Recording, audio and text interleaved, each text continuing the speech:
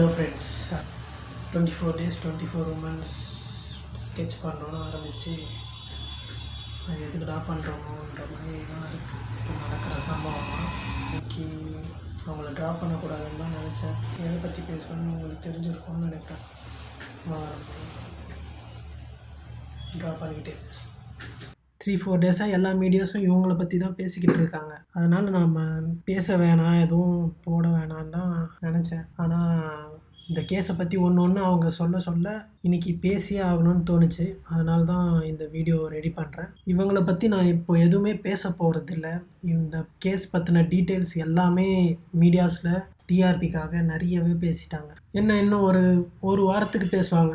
எப்படின்னா, சிறுமிக்கு நடந்த கொடுமை பின்னணியில் நடந்தது என்ன, அவ்வளோதான். டிஆர்பி குறையுது, நெக்ஸ்ட் கேஸ் எடுங்கடா அப்படின்னு சொல்லிட்டு அவங்க போயிடுவாங்க. ஐபிஎல் ஸ்டார்ட் ஆக போகுது, எல்லாம் அதை பார்க்க போயிடுவீங்க. என்ன பண்ண முடியும்? ஒன்றும் பண்ண முடியாது. இது எல்லாத்தையும் தூக்கி போட்டு சிஎஸ்கேடா மும்பைடா அப்படின்னு கத்திட்டு நீங்கள் போயிடுவீங்க. கவர்மெண்ட் எலெக்ஷன் வருது, எலெக்ஷன் வேறு பார்க்க போயிடுவாங்க. ஹேஷ்டேகை போட்டு ஜஸ்டிஸ் ஃபார், அவ்வளோதான், முடிஞ்சு. நம்மளோட பங்களிப்பு ஓவர். ஒரு சில பேர் சட்டங்கள் கடுமையாக்கப்படணும், அப்போ தான் இது போன்ற குற்றங்கள் நடக்காது அப்படின்னு சொல்லுவாங்க. அதையும் நான் சொல்ல மாட்டேன். ஏன்னா கடுமையாக்கப்படாது. இங்கே முக்காவாசி தப்பு பண்ணுறது அரசியல் பின்புலம் உள்ளவங்க, அதிகாரிங்க, முக்கிய புள்ளிங்க. எப்படி சட்டங்கள் கடுமையாக்கப்படும்? இவங்கெல்லாம் எப்படி எஸ்கேப் ஆக முடியும்?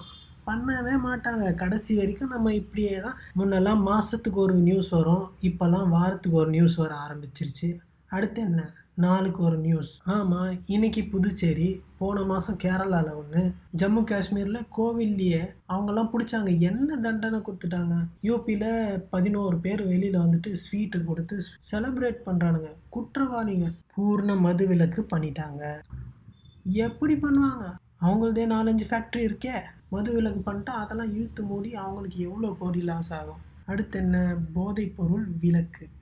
ஒன்றும் இல்லை, கவர்மெண்ட் ஸ்டார்ட் பண்ணிடும். எதுக்காகப்பா பிளாக்லலாம் வாங்குறீங்க, நாங்கள் லைசன்ஸோடவே கொடுக்குறோம் அப்படின்னு சொல்லி அதை ஸ்டார்ட் பண்ணி அது ஒரு பிஸ்னஸ். அவ்வளோதான், கல்லாம் ரொம்பிக்கிட்டே இருக்கும். இதெல்லாம் உங்களுக்கு தெரியாததா? தெரிஞ்சே தான் ஓட்டு போடுறீங்க. கேட்டால் இவனோட இவன் கொஞ்சம் கம்மியாக திருடுறான் அப்படின்றீங்க. இங்கே ஆட்சி மாறதில்லை, 5 வருஷத்துக்கு ஒரு தடவை. திருடர்களை மாற்றுறீங்க. இனிமேல் ஆட்சி மாற்றம்னு சொல்லக்கூடாது, திருடர் மாற்றம் அப்படி சொல்ல. ஏன் ஒரு தடவை புதுசாக வர ஒருத்தனுக்கு சான்ஸ் கொடுங்களேன், அப்போ தானே தெரியும் அவன் என்ன செய்வான்ட்டு. அவன் நெக்ஸ்ட் டைம் செய்யலைன்னா அவனுக்கும் போடாத. அதுக்கு அடுத்த டைம் எவன் புதுசாக நிற்கிறான்னா அவனுக்கு போடு. இவனுங்களுக்கே மாற்றி மாற்றி போடுறோம் அப்படின்னு தெரிஞ்சதால தான் அவங்க மேலும் மேலும் தப்பு பண்ணிக்கிட்டே போய்கிட்டு இருக்காங்க. தப்பு அவங்க தப்பு பண்ணல. தப்பு பண்ணுறது நம்ம தான், மக்கள் தான். 2000க்கும் 5000க்கும் ஓட்டை வித்துடுறோமே. அப்போ 5 வருஷத்துக்கு ஒரு நாளைக்கு அது பைசா கணக்கு வருமா? ஆனால் அவன் கோடி கணக்கில் அடிச்சிருவான். அதுலேருந்து மறுபடியும் உங்களுக்கு ஒரு 5000மோ 2000மோ கொடுத்தா மறுபடியும் நீங்கள் ஓட்டு போடுவீங்க. மறுபடியும் அவன் கோடி கணக்கில் அடிச்சுட்டு போயிட்டே இருப்பான். அதனால் நம்மளையும் திருத்திக்க முடியாது,